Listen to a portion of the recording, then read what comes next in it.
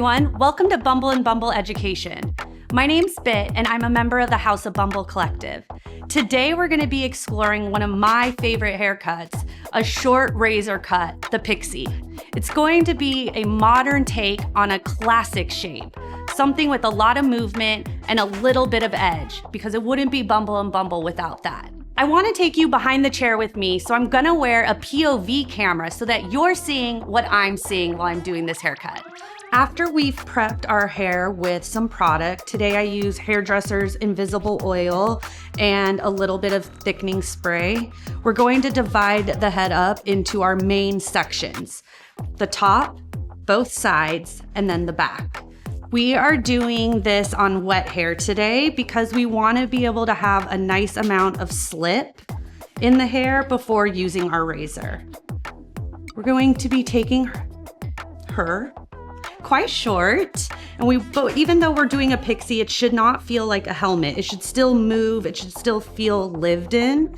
And so that's what we're going to be focusing on the most today with our razor.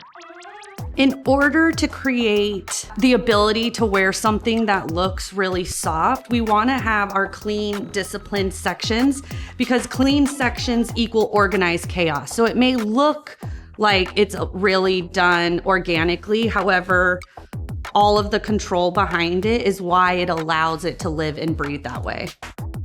Now let's section this, take a look at our balance. Take a little bit of this back corner off, and then we will clip this out of our way. It's also nice to work in a really organized manner because it gives your clients or your guests that sense that you know what you're doing. It makes them feel like you're in control, you're confident with the look they're about to give, so that they can really relax. So do everything neat, be tidy, be organized. Separate her right out. Let's section this off, clip it out of our way so that we can start our cut from the back in the nape. Let's start cutting some hair. We're gonna start this haircut in the nape. I'm gonna take vertical sections so that I can start to remove all this length and collapse my shape down. A lot of your overall effect with the Pixie is dependent on the type of stroke you want. So a tight stroke is going to give us something really strong or almost blunt. A longer stroke is going to give us something really soft and wispy, and that's where I want to start. So air before hair, starting my stroke before I get into the section, and then really opening her up. So we get something nice and soft in the nape. She's dried very quickly, so we're gonna add a little bit of prep because we want to keep the hair moisture all at the same level while we're cutting with the razor, and we prefer to not cut with a razor on dry hair. So adding a little bit of my prep to rehydrate, it's gonna give me slip and control over the razor in my sections. I'm working out from the head, following the head shape. Let's continue up the head. We're gonna take out this section and we are going to just extend the vertical sections we did in the nape through to the top of the head. Long vertical section down the middle. We wanna be able to take sections, nothing bigger than we can control in our fingers. And again, working very neatly, very clean with our subsections. Combing the hair we don't want to cut right now out of our way. Holding our section out. Getting a little reference. And I'm opening up my stroke. Air before hair. We want to start our rhythm before we cut into our section. Very nice. Let's continue to work our way around the head.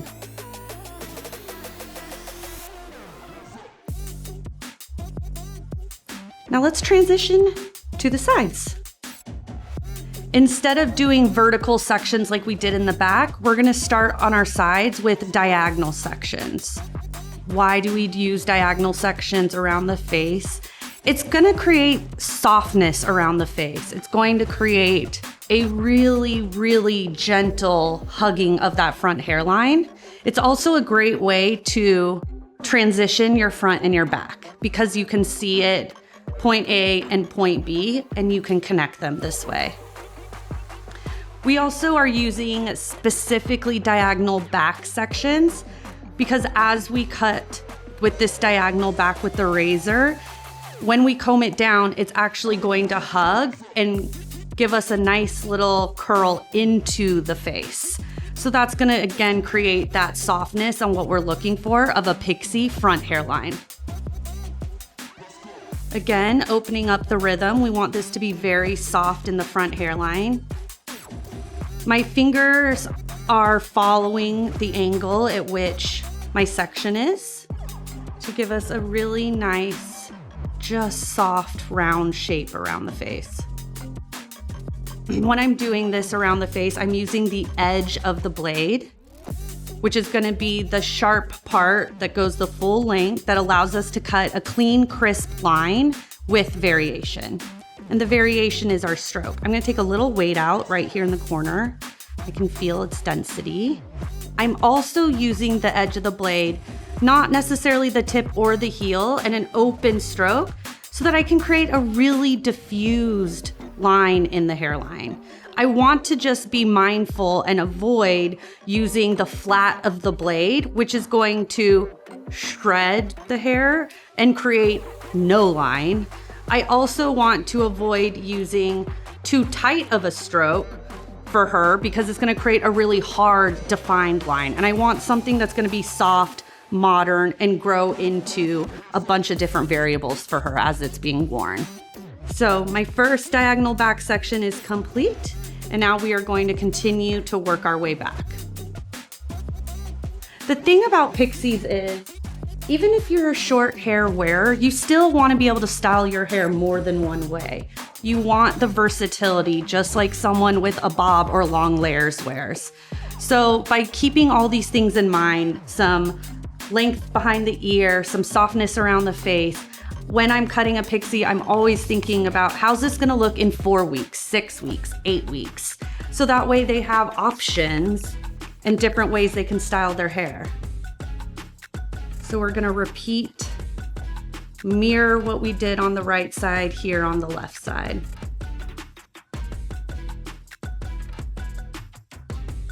Let's work to the top.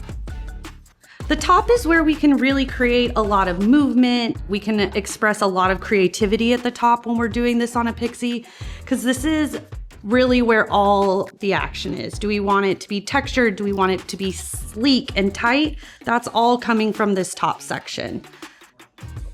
We're going to take 3 pie-shaped sections, pivoting off of the high point of the crown. So 1, 2, 3. Now we're gonna start with our center section. The center subsection is gonna be our guide for the rest of our top section of this haircut. Now, if that section is just way too large for you to manage, don't worry about it. We're gonna just split it in 2 so that way our tension can stay nice and even in our fingers and from the comb. Pulling our subsection straight up, we're gonna cut a horizontal line following our fingers. We're gonna do an upstroke, which is how we layer above the round of the head.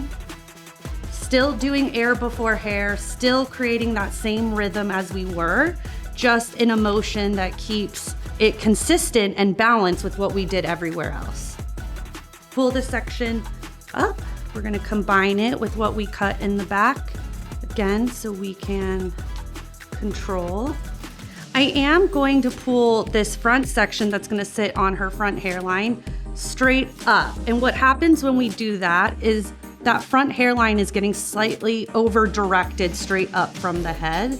And what that's going to do is it's gonna, again, leave us a little extra length right here to customize and personalize around the front face, around the fringe. You know, and it's easier to cut more hair off than to reattach it, especially in a pixie. So let's put our cutting tools down and we're gonna add some product. I want to add a little bit of the grooming cream and work this into the hair before I start any detailing. I'm using the grooming cream as a tool right now to help bring out all of the natural texture in the hair, to really tell me how the hair wants to live and move before I start doing my detail work. Let's shake this haircut out a little and let it see how it's gonna live before we get in there and start doing too much detail work. Because what if we cut off a really great part just by not moving the hair on seeing it naturally? Now that I've moved the haircut around, I'm really loving all of these little pieces that are kicking out, creating a lot of movement. However, I think she needs to see. So we're going to take this fringe section and take up the length so she has something really versatile that she could wear pushed over to both sides, something that she could wear pushed back and really expose everything, even a great sleek side part look. So we're gonna take this fringe section up to the eyebrow. So I'm going to section out a fringe section down the center so that we can make sure that we're hugging the eye. This triangle from the fringe high point to the recession is half of our fringe section, and we're going to repeat on the other side.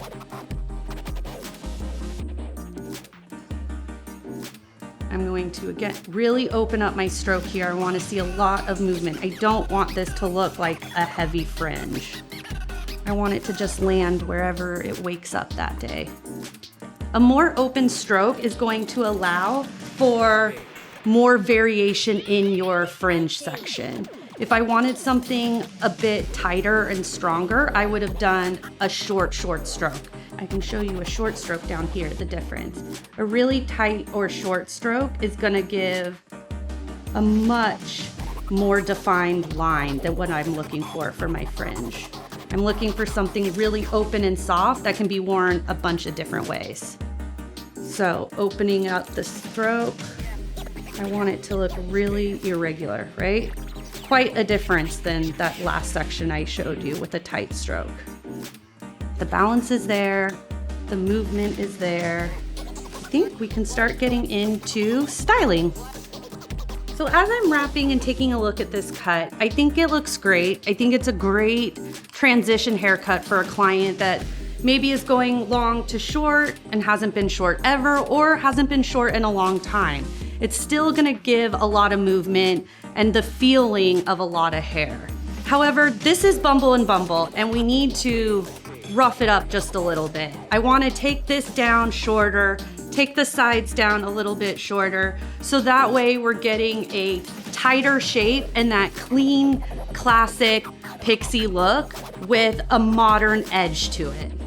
I'm going to resection out my top to keep it out of my way, and I'm going to take vertical sections to start really tucking in the nape and the sides to give a larger variation in length shape. I want this to feel much shorter than what's going on top. This is looking great. I'm gonna add a tiny bit of the hairdresser's invisible oil to my hands so that I can add some shine and separation before I hit this with the diffuser. Really work it into the hair so that, yes, we're seeing all the separation come through. So applying my hairdresser's invisible oil, you can see it's looking a little bit more polished on the ends. It's looking a little bit more sealed from letting it dry just post-cut. And then I'm gonna hit it with my diffuser and add my dry spun finish once it's dry to give even more texture and movement. And all of this separation and movement is from the razor work. So don't fight it, embrace it.